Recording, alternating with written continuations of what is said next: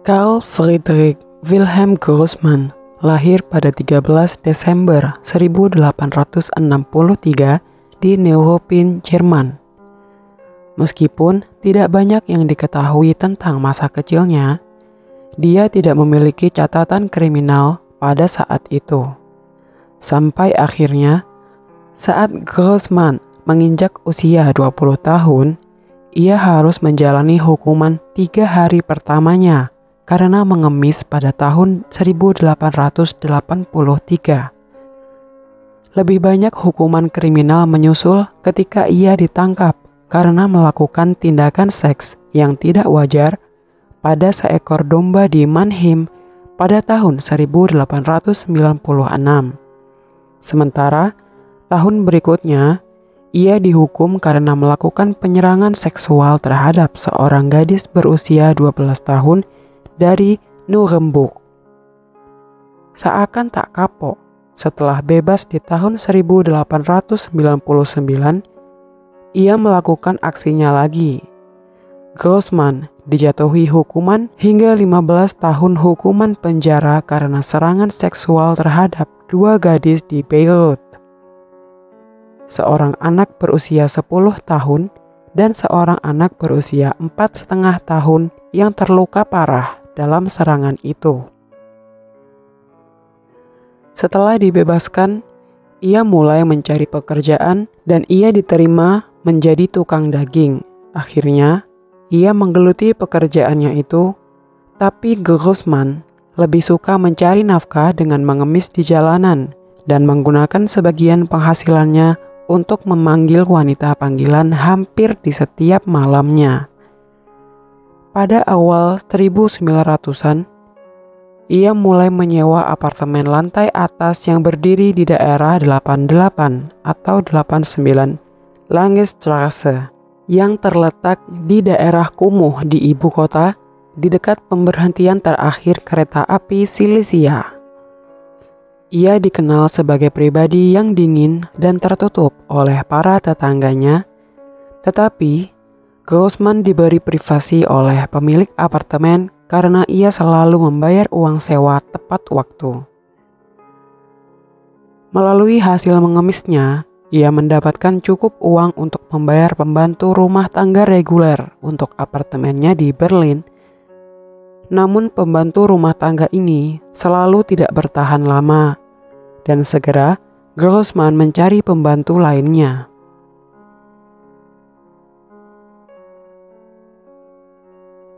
Pada bulan Mei 1918, sejumlah wanita yang tidak diketahui jumlahnya menghilang di ibu kota Republik Weimar, Jerman. Hal ini menyebabkan rentetan kasus orang hilang dimulai yang berpuncak pada munculnya beberapa mayat di kanal Luisenstadt dan Waduk Engelbecken.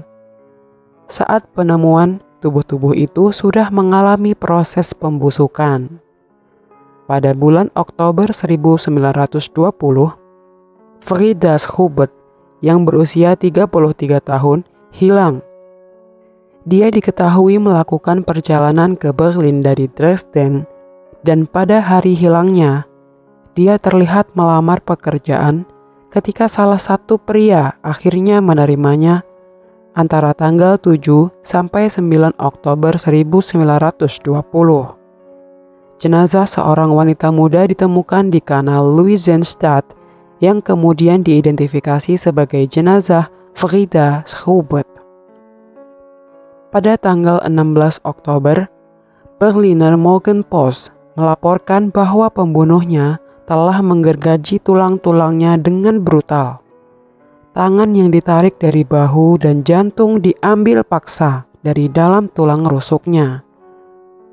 Polisi meyakini bahwa itu adalah perbuatan seorang psikopat dan mulai menanyai saksi-saksi potensial.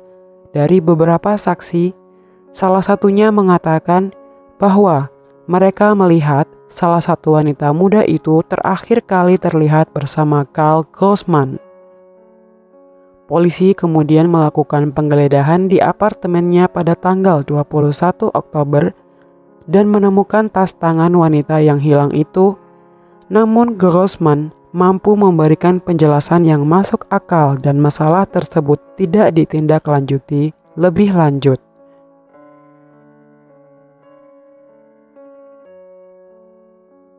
Pada bulan Desember 1920, seorang wanita muda bernama Melanie Sommer menghilang dan polisi terus menemukan jasad-jasad para korban baru yang terus berlanjut sepanjang tahun 1921 hingga awal Agustus, ketika Elizabeth Bertel menghilang, yang membuat jumlah kasus wanita hilang yang dilaporkan ke Departemen Kepolisian Berlin meningkat hingga 23 nyawa. Pada tanggal 13 Agustus, seorang wanita muda lainnya menghilang ketika Johanna Sonowski yang berusia 24 tahun. Dia bekerja sebagai pembantu dan ibu dari seorang anak kecil. Grossman yang berusia 55 tahun secara teratur melaporkan wanita-wanita ini ke polisi sebagai orang hilang dan mengklaim bahwa mereka telah merampoknya sebelum melarikan diri. Korban selanjutnya adalah seorang juru masak berusia 35 tahun, Marie-Thérèse Nietzsche, yang baru saja dibebaskan dari penjara Moabit setelah menjalani hukuman selama sebulan. Pada tanggal 21 Agustus 1921, dia bertemu Grossman di jalan dan bergabung dengannya untuk minum-minum di beberapa pub lokal. Ketika mereka kembali ke apartemennya, Grossman menawarinya kopi yang dicampur dengan sianida dan kemudian mengikat tangan dan kakinya sebelum memukuli kepalanya sampai dia mati. Sementara Grossman dengan kejam memukuli Nietzsche sampai mati, jeritannya didengar oleh pemilik apartemennya, Gertrude Grabowski, 66 tahun, yang tinggal di lantai 2. Dia memberitahu polisi tentang suara-suara teriakan yang berasal dari apartemennya dan komisaris kriminal Ernst Gennett yang berusia 41 tahun tiba dengan petugas polisi kriminal lainnya yang kemudian masuk ke kamar Grossman. Ketika mereka masuk, mereka menemukan Grossman sedang dalam proses membedah mayat seorang wanita muda yang terbaring di tempat tidurnya. Grossman tidak bisa berkutik. Ia ditangkap, ditahan, dan didakwa dengan pembunuhan tingkat pertama. Para penyelidik yang menggeledah apartemennya menyimpulkan bahwa beberapa orang lain telah dibunuh di sana. Mereka menduga dari banyaknya bercak darah lama yang mulai mengering dan banyak bercak darah lainnya.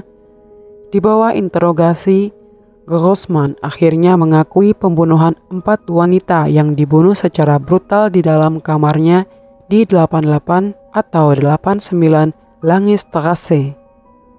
Namun, polisi juga menemukan buku harian dari apartemennya yang merinci wanita-wanita lain yang telah diperkosa dan dibunuhnya. Sebuah laporan dari tahun 1921 menyatakan Grossman telah mengakui pembunuhan 20 wanita selama periode 20 tahun. Diyakini beberapa dari wanita-wanita ini adalah korban tak dikenal yang sisa-sisa potongannya ditemukan di kanal dekat Andres Square dan di waduk Engelbecken. Tetapi polisi hanya memiliki sedikit bukti kejahatan ini.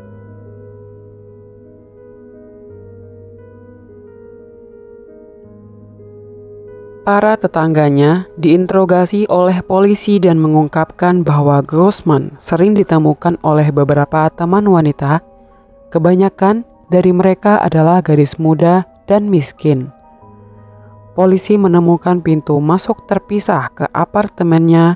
Itu ia gunakan jika ia membawa korban dalam keadaan mabuk.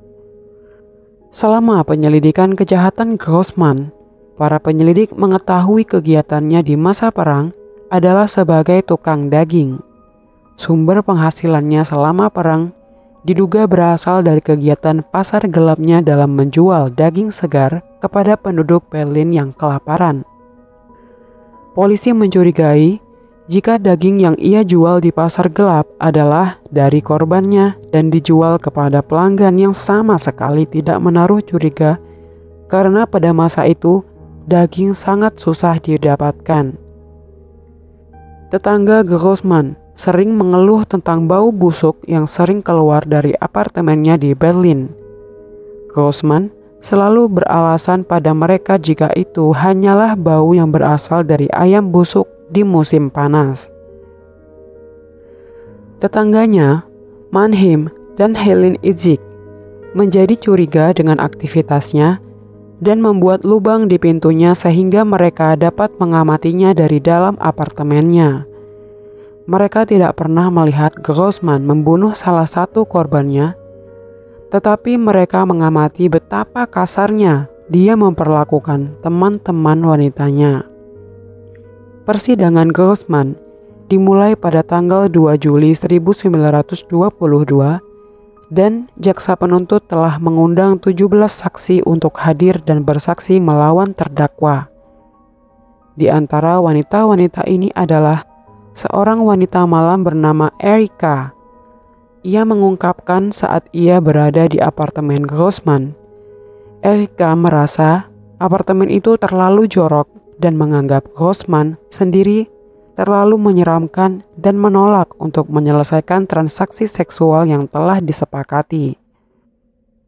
Beberapa dari wanita-wanita ini selamat dari pelecehan seksualnya dan lolos dari maut, seperti seorang pekerja pabrik yang menganggur dan menerima tawaran Grossman untuk bekerja sebagai pembantu rumah tangganya pada bulan Agustus 1921.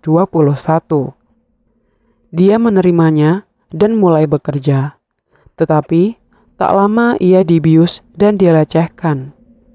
Meskipun banyak laporan dari banyak perempuan, pengacara Grossman menyangkal tuduhan mereka dan menyatakan bahwa cerita mereka tidak masuk akal. Saksi lain bernama Helen dituduh oleh Grossman telah mengetahui tentang pembunuhan dan berusaha memerasnya, tapi tuduhan itu segera dibantah oleh Helen. Jaksa penuntut menyajikan kepada pengadilan daftar panjang 23 perempuan yang telah hilang. Di antara nama-nama yang diduga telah menjadi korban kejahatan seksual Grossman termasuk Mary Feld, Louise Werner, Lisbeth Posch, Frida Thomas, Emma Boritsky, Albertine Escher, Emma Bowman yang berusia 19 tahun dari Mecklenburg dan seorang wanita yang hanya dikenal sebagai Martha dari Polandia. Meskipun Grossman tidak dituduh terlibat langsung dalam menghilangnya para gadis ini, namun kemungkinan besar dia bertanggung jawab. Setelah 3 hari menjalani persidangan dan juga banyaknya kesaksian dari banyak saksi, Karl Grossman dinyatakan bersalah atas pembunuhan dan dijatuhi hukuman mati. Laporan kontemporer menunjukkan Grossman tertawa ketika dijatuhi hukuman mati, tetapi sayang, Grossman bunuh diri dengan cara menggantung diri di sel penjara di saat ia menunggu waktu untuk eksekusinya. Karl Grossman sering dikaitkan dengan pembunuh Jerman lainnya pada periode Weimar, seperti Peter Kürten, Fritz Hartmann, dan Karl Denke. Tujuan Grossman mengapa dia memancing wanita ke apartemennya adalah untuk membunuh mereka dan menjagal mayat mereka. Tidak pernah dipastikan oleh pihak berwenang dan keluarga korban tidak pernah mendapat jawaban atas pertanyaan mereka tentang orang yang mereka cintai.